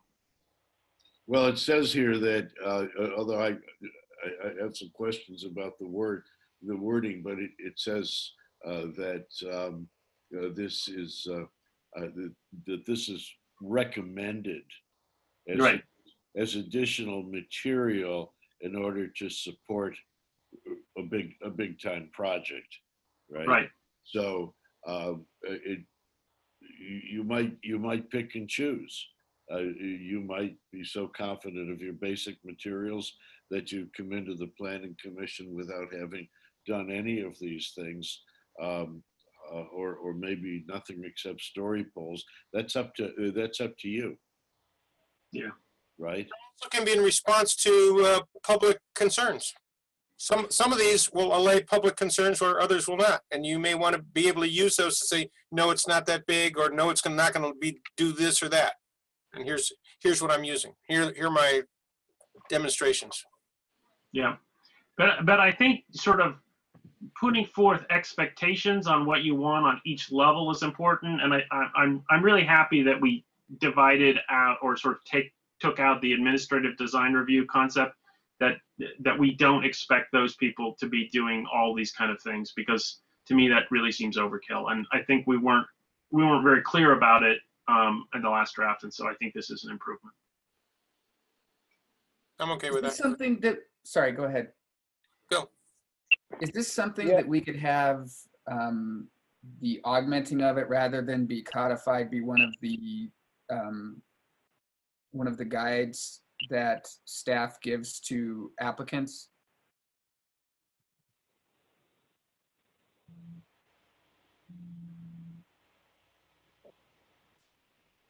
Well, any applicant who wants to start on a project without downloading all of the applicable zoning code is really taking big risks.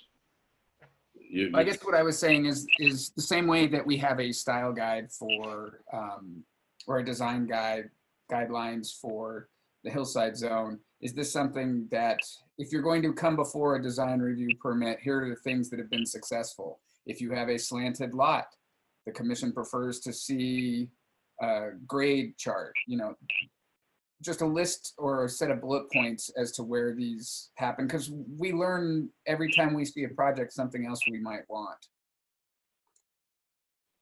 So rather than codifying that, having it more as a guide that can be handed. Here's your cheat sheet to get to through the commission. Yeah, I think that has a lot of viability. I think that what we have now is, as Joe said, these are sort of recommendations and a laundry list. So I don't think we're forcing anyone to do anything. I do think it would be helpful if, we could put together some more guidance like that. And I think it's probably better, as you suggest, outside of the code. But I also think that's something that's going to take a little bit more time.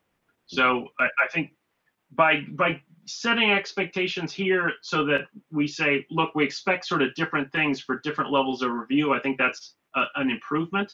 But doing the sort of more full guide thing, I think, is a follow-on project. And if I wasn't clear, I apologize. I meant in addition. I like the addition that you've put in here. I'm saying that in addition, rather than trying, you said that that the subcommittee had run out of time. I don't think codifying that is a great use of subcommittee time. I think doing it outside is the way to go. go. Exactly. It's really in the end going to be much more comprehensive. But the zinger in there is just the requirement that it be a licensed architect, because it would be to present for a licensed architect doing due diligence. They will have checked the grading. They will have gone through the drill with protected trees. A lot of things that we've had heartburn about in the past on some particular projects, where designers just go and draw a house, and my favorite one being the one over in Santa Anita, where there was a 6-foot difference from one side of the lot to the other, and the guy just brought in canned plans that had it all on a flat lot. A licensed architect doing due diligence is just not going to do anything like that, and we couldn't judge it. We had to send him back to get a civil engineer. There's a lot of stuff in here that will automatically be covered by asking for a licensed architect if they're at all doing due diligence the way they've been trained. So we're better off than you thought. The flip side of that is licensed architect costs, more money. And so I think we tried to be reasonable in where we require that, as opposed to requiring it across the board. And certainly not on small room additions, but even a regular house that's not over 3,500 square feet, we're not going to trigger this requirement. So I think this is probably going to, be less than a quarter of the ones we see.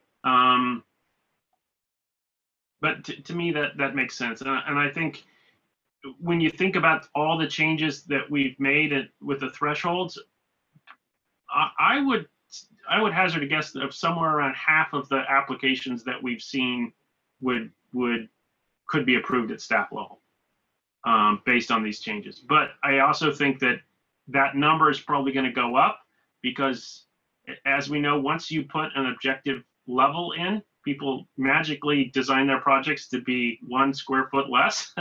So you might get quite a few things where somebody was thinking about having a second floor that was a little bigger, and they say, you know what, 75% is enough. That way I don't have to deal with going to full design review. Yeah, and so I think we might have a situation where quite a bit more of the projects are approved at a staff level. You know, it's no different than posting a speed limit on the freeway, right? If you want to drive 90, you're at risk. So if you want to go over 3,500, you know, you take your chances, you pay for it. If you stay below a certain threshold, you're okay. It's no different. I have a question, John.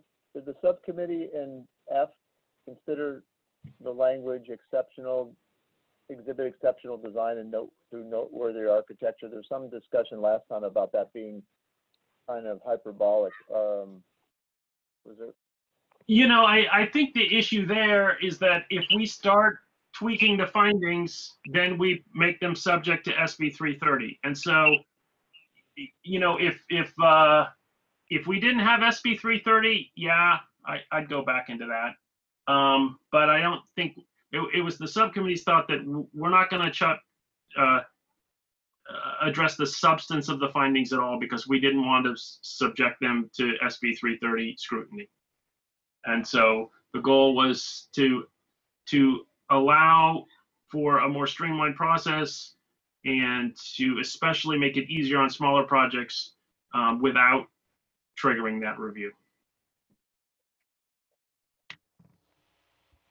There's one major unanswered question here anyway, and that is that even if we were to water down our language to the point where it was all quote unquote objective, somebody could still like want to appeal us to the city council, and I haven't seen anywhere where there's any indication at all that the city council then has to remain objective in reviewing what we've done. So I just don't want to go there. I just don't want to go there at all. I don't want to be watered down to a nothing here, and only to find out that the city council, in looking at the appeal, isn't being the least bit objective. So it's, you know, which they can't be anyway. So let's just leave it alone. Okay. So what I'm hearing is that we want to delete the addition to paragraph E and leave the other changes as is. The other thing we discussed when we were talking about the R1 code is saying that basically 4 or more administrative design review permits equals a design review permit. And that we can add to section 1760-058, which is project with multiple applications. And that's the one that talks about if you have a staff level and a planning commission level, it all goes to the planning commission. We can fold that in there. Was it 4 or more? Or And 3? for clarity, you said CUPs and design reviews? Yeah, any discretionary. So if you have 4 or more staff level discretionary permits, it would go to the commission.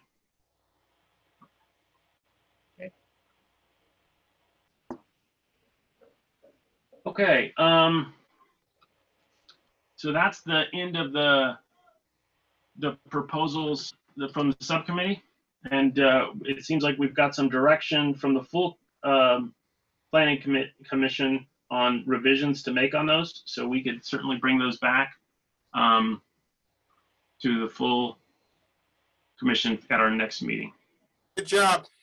Yeah, great work here. This is really, the effort that you put in here really shows with the surgical nature with which that you've done this. And I imagine that there is some kind of a spreadsheet that you created that listed the cross-reference between staff's recommendations on the changes compared to where they were applied to the code. And it seems like that would be great material to share as we eventually move this up. No spreadsheet. Sadly, that was all memorized. Someday, hopefully, we can redeem the space in our head for other things. But there you go. I guess, happy to make those changes and bring that back. I guess one question I have is sort of process related and also deals with the fact that we have two public hearings tonight, and I really am not sure why we have two, and so I don't know if we want to talk about it in this public hearing or the next, but it seems to me that we want to make one recommendation to the city council, not two. And so do we want to fold that together? Because one of the things I thought about is, we've talked about the revisions to the code we want, but I think we also want, as part of our recommendation to the council, we want to explain why we're proposing these revisions, not just sort of, here's the naked revisions, take them without any guidance, because a lot of this stuff isn't straightforward if you don't know the background and the context. And so I don't know if we want to try to, either update this memo that we have here, or work on the resolutions that we adopt, or some combination of that. I could speak to that unless the Director Gonzalez has something to say. Basically, what we were doing was following city council direction, and they did not give full direction to modify the thresholds at the time they were talking about the design review findings. I think it would be, yes, it makes more sense to consolidate them as one resolution, as a recommendation moving forward to the Planning Commission. But I also would like to provide the city council the option to approve the thresholds as recommended by the Planning Commission, just in case we run into difficulties. I think the way I see this going forward most likely is going to be two sets of resolution going before the two separate resolutions going before the council. One will be the Planning Commission's resolution as approved, so staff won't be amending that. That will go up to the Planning Commission. In addition, because the Planning Commission's resolution doesn't directly address the findings, and the City Council wanted something addressing the findings, it's incumbent upon staff to give the City Council something addressing the findings. So the City Council will have another resolution that discusses the findings, makes recommendations, and it's going to be for the City Council to weigh the pros and cons of amending the findings versus sticking to the thresholds, or maybe some combination of both. The City Council's ordinance can take many different forms. So Commissioner Hutt, I think probably the best way to go about it then is a memo to the City Council. I would keep the resolution pretty brief and simple, and keep the substance of your suggestions and the explanation of it in a memo. And of course, there's always the public comment portion, so you can expand on your memo during public comment. And so, just so I'm clear, if we make one recommendation and we have a resolution that approves that, and we put it on, we're going to vote on the staff recommendation that modifies the findings, right? You can choose to vote on it. You can abstain. So if you deny the findings, they're going to go before. They're likely going to get appealed, and they're going to go before the City Council. If you abstain on the findings, it'll go before the City Council. If you approve the findings, it'll go before the City Council. Either way, the findings are going before the City Council, but your resolution will also go before the City Council. So the City Council will have both. I don't expect staff to to express an opinion about the planning commission's resolution. So the city council will consider it on its own merits. I don't think I mean, unless staff thinks otherwise, I don't expect staff to advocate denial of a planning commission's resolution or anything like that. Okay. So let me say this back to you just to make sure I understand this. So you think it's a great idea to combine the two. So it would be one resolution that updates both of the two sections that we've considered here tonight. Secondarily to that, there would be another resolution put before us next meeting to review the staff recommendation of strictly changing the design review. We can vote that down or up or not vote on it.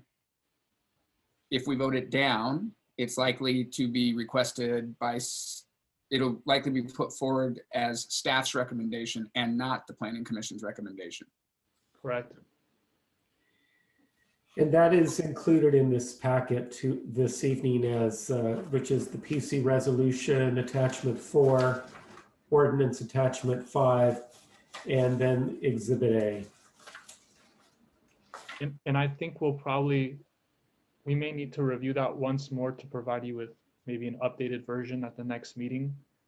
In addition, Director Gonzalez, I think we should probably give some thought to including in our staff report the relative costs to objective findings and other considerations, other administrative considerations that might not be reflected in the findings themselves. Okay.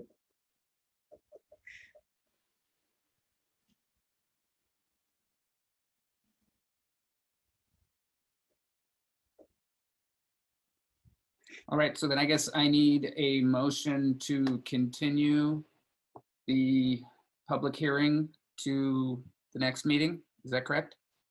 Yes. Do we have to check and see if there are any public comments at this point? That would probably be a really good idea. Community input. At this time, any person may address the Planning Commission concerning either of these two public hearings that are listed on the agenda. When addressing the commission, please begin by providing your name and address for the record. Please keep comments to no more than 25 minutes to assure an orderly and timely meeting. Copies of the agenda are available for your convenience online. State legislation limits the commission's ability to take action on specific requests that are not agendized. Do we have any callers? You do not currently have any callers for public comment on this. Okay, if anybody calls, I know it takes a couple minutes to get through. Please go ahead and let us know and we will continue. Can we go, I guess we have to bring resolution to these before we move on to the other agenda items. Okay, so maybe we'll just give a moment of thanks to the fire department and police department of Sierra Madre for doing such a great job for us while we're waiting for callers. Absolutely so. Yeah, I think we all can agree on that. It has been a very harrowing week. I can't imagine what it's like actually being on the fire lines fighting the fire. The smoke is bad enough.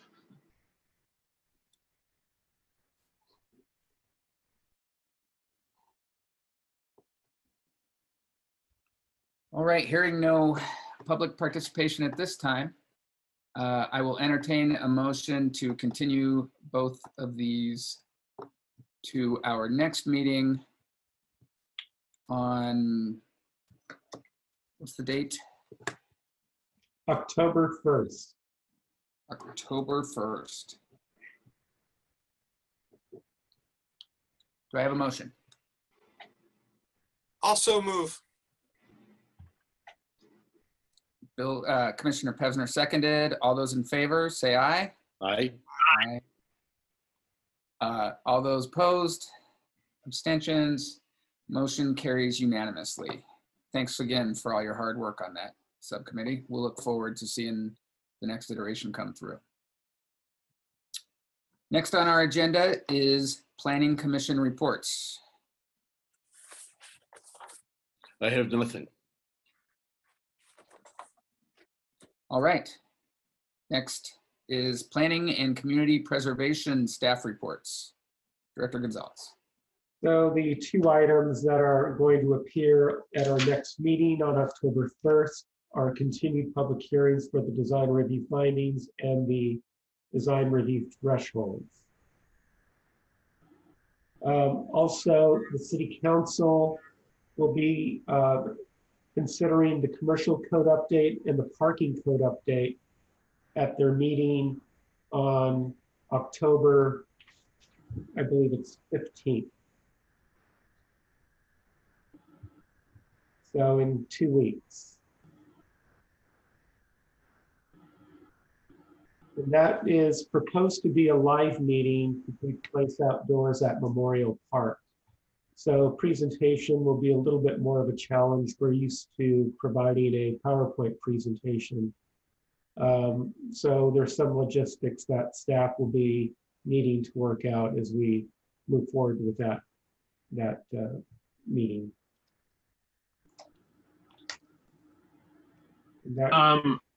And Director Gonzalez, the staff report for that comes out about a week ahead of time? It comes out usually the Friday before, Thursday or Friday before the City Council meeting. Okay, great. I'm looking up the calendar to make sure of the date. I think that's October 13th is the City Council meeting.